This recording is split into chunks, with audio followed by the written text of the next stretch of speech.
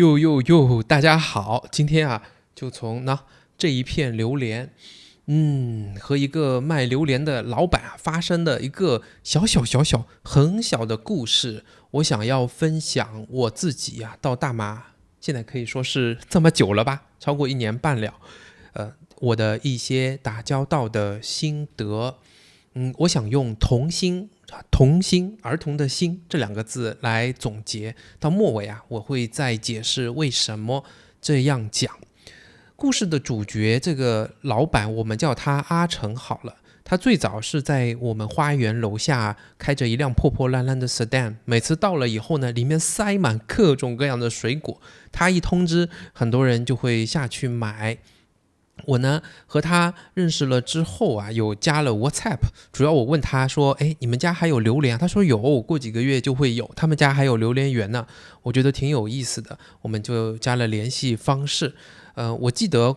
事情过了几周之后，我有一次还提醒他，我说就在前方几百米你可以开去赶快，因为那边我们国际学校正在办活动你过去马上结束，说不定很多人有可能家长出来，小孩出来，他可以卖东西给大家那他就可以赚得好一点，他可能因此就记住我了。谁知道呢？就在前几天，这一位阿成呢就给我 text message 了，他说他们家的榴莲出来了就摆在我家附近，现在有一个档口了，有一个位置，问我要不要去买，它比较便宜了。我呢是没有多想，所以叫上家人，我们几个人呢就想要去买他的榴莲了。当然一路上我也反复跟他确认大概几点钟到什么位置他会不会在。总之呢，我们确认了很多，我也开了很长的路，差不多我开了20多分钟吧，20-30分钟到了一个点，他不在。哎呀，我这时候还挺急的，因为我太太、我小孩他们也都在车上，所以呢，我就又去找他，我说你大概什么时候会到我这个地点过来？他说他现在还在另外一个地方卖榴莲，要到我这个地方可能他们整个摊位再搬运过来要再过1个小时的时间呢那就太久了。他说你能等吗？我说不能我这已经开了半个小时了，我再等1个小时也没有无事可做嘛，对吗？怎么办呢？他说那你要不要等一等，等一下他就开车过来。我说不用啦，既然这样的话我就再过来就是了嘛。所以我也跟 Wilson， 因为 Wilson 还是有一点心急嘛，他以前熟悉的是我们作为职场人，作为职场工作了很久的人办事的一些方法我说不用急，那我们在车上就听一听音乐放松一下，待会儿就到了嘛。我内心有过挣扎，我在想还要不要去因为去时间很长，买到也不知道是怎样的榴莲，那要么就回家我们以后在外面经过再找地方去买也是一样的。不过呢，我一想既然答应别人了，我就还是要去谁知道这一去就对了我还碰到了更有意思的故事，也构成了我想要告诉大家来分享这个故事的主要的部分。那这里呢，我先来插一下就我经常受困扰于和大马人打交道的时间观，就我们的时间观呢和我现在接触的大马人的时间观其实是不太一样的。当然有很多观众留言包括很多的大马人说这个我们要改，他们也认为有些人在有些情况下是不太守时的。一开始我是很困扰的，比如说我和别人说好的具体几点几分在什么地方通常有可能会迟到，或者甚至于时间改掉，或者突然生病了，家里人生病了有各种各样的情况，大家又会突然要 reschedule， 这样的情况其实发生了很多次。那我一开始是有困扰的，但慢慢呢我又觉得这不是多大的困扰，是因为我看待这个事情的方式变了。我觉得你看，首先我已经打交道的不是在职场中的人，我不能提出对等的要求。在中国可能因为我们来自于上海，我们又在高科技企业啦、外企工作，所以我们有比较严格的纪律的要求。那我现在接触的至少是我这个年龄起跳的，还有50多岁、60多岁的人，而且呢，很多都是小贩，他们所处的环境他们所遵循的时间观，可能跟我只是不一样的。罢了。我觉得这是第一个原因。第二呢，可能确实有文化上的原因啊，这个我不懂啊，大家可以来评论一下，大家通常是否守时，什么样的人比较守时嘛？还有第三一点呢，其实我慢慢发现，其实就是中文的问题。我就讲嘛，中国人和到了大马，其实大家文化差距并不会小于美国人和英国人的。因为我常常觉得，我一个意思表达的比较清楚的一句话出去，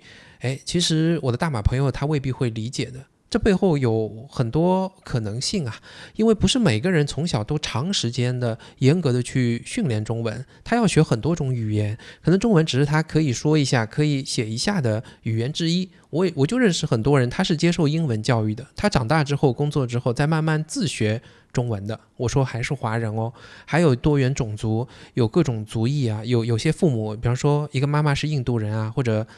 爸爸是另外一个族裔的人，他的中文未必会很好，或者跟他接受的教育也有可能有关系啦，等等等等。所以在沟通上难免会产生一些差异的，这个也可以。好，那说回来，我是觉得在时间观上，我现在的应对方法那就多确认几次咯，那就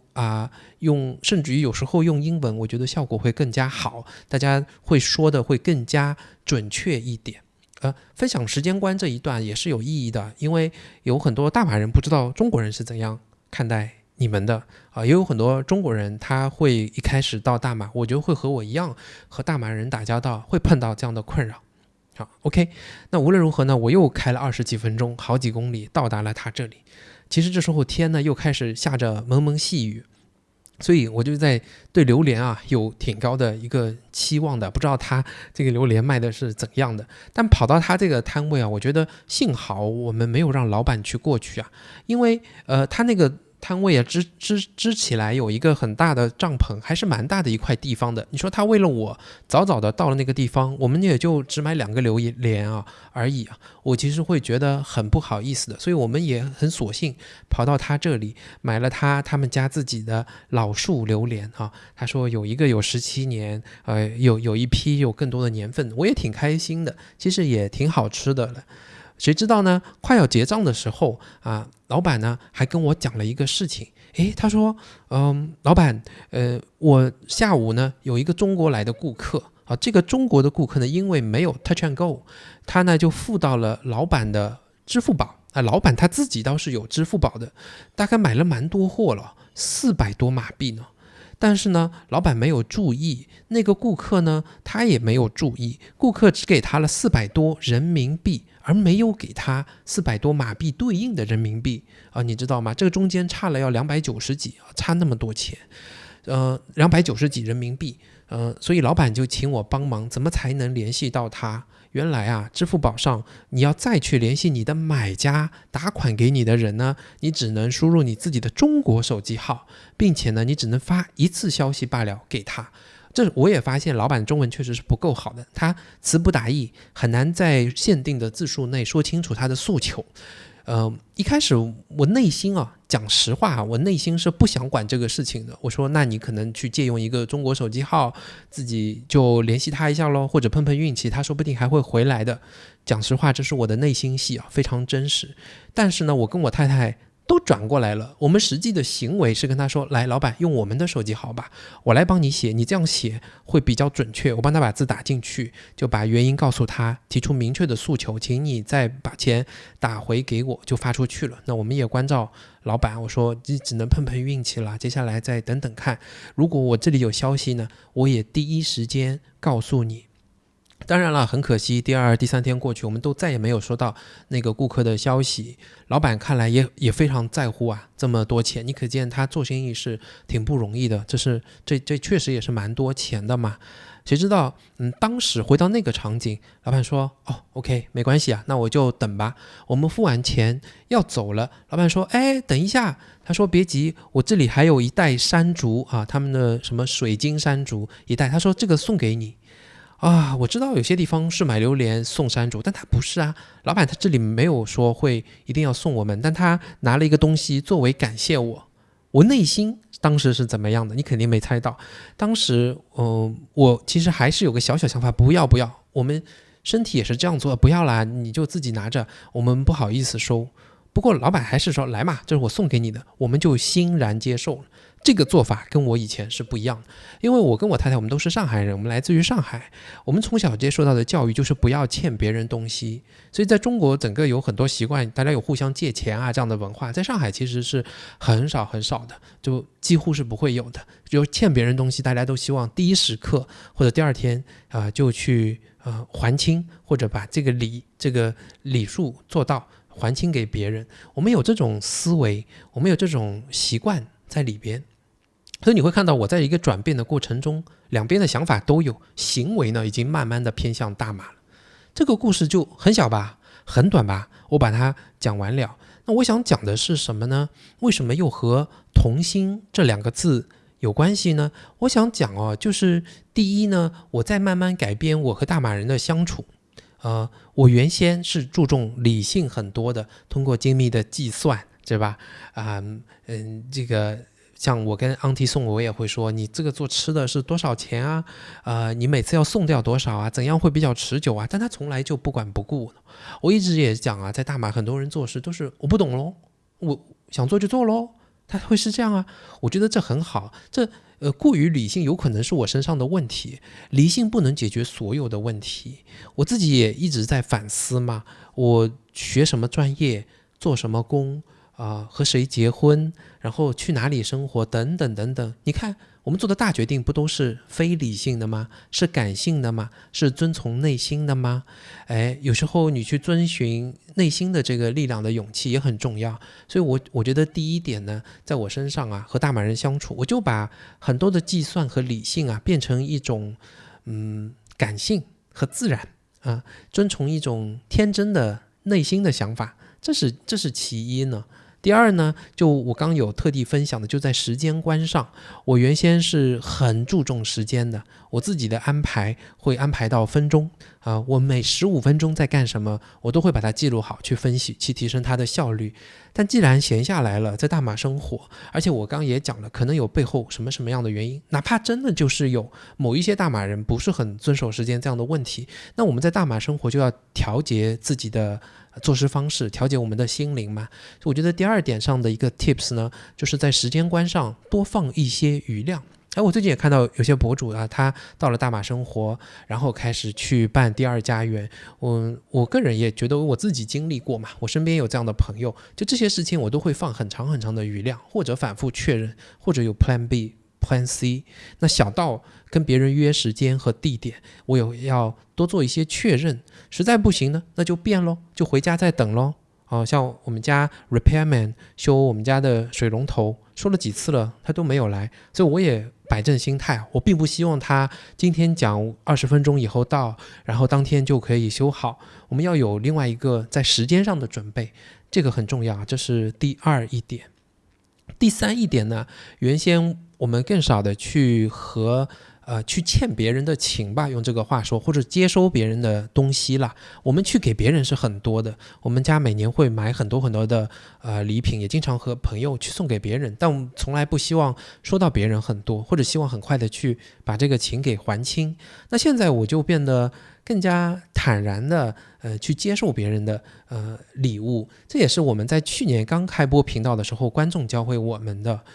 他说我们大马人别人给是一片好心嘛，你就收下。我们现在都已经变成这样了，只要别人稍微那个客气一下，我们其实会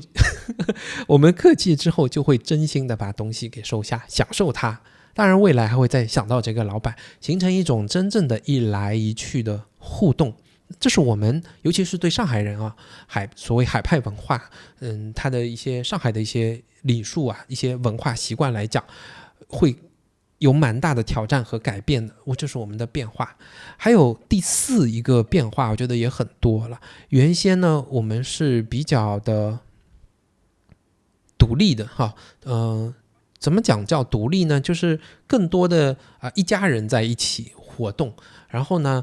自己跟自己相处比较多。你看我们在上海的住所也住了10多年，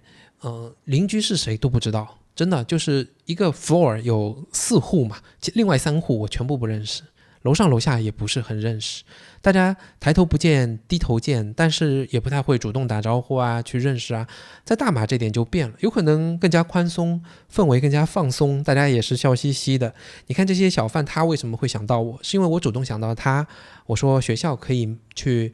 你赶快过去卖啊，有可能可以多卖掉一点水果，那他也会想到我就觉得你可能打开了心去接收宇宙的能量。我只在大马在这边，真的别人也会回馈很多给你。你看最近就有朋友邀请我去广东会馆啊，还有人邀请我去福建会馆啊，8月31号的义卖啊，什么中秋活动啊，还有包饭的老板，我想到他，诶，晚上他就找我说可以去参加他这边的中元节的活动啊，好多好多，一下都会拥过来。还有观众，他的小孩子画的一些漫画，他也要送给我，我就觉得很开心，就多了很多这样的来往。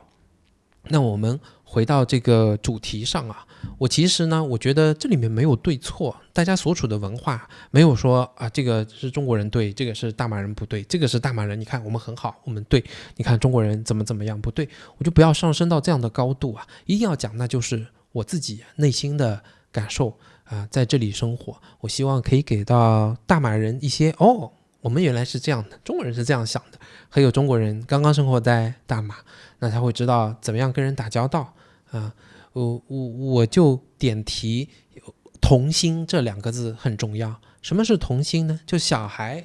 小的时候我们的处事方式，你看我们小的时候更多的是回归内心的，回归直觉的，对吧？我们小的时候是本能反应，开心就说开心，不喜欢不开心也把它说出来，他们往往是更准确，更加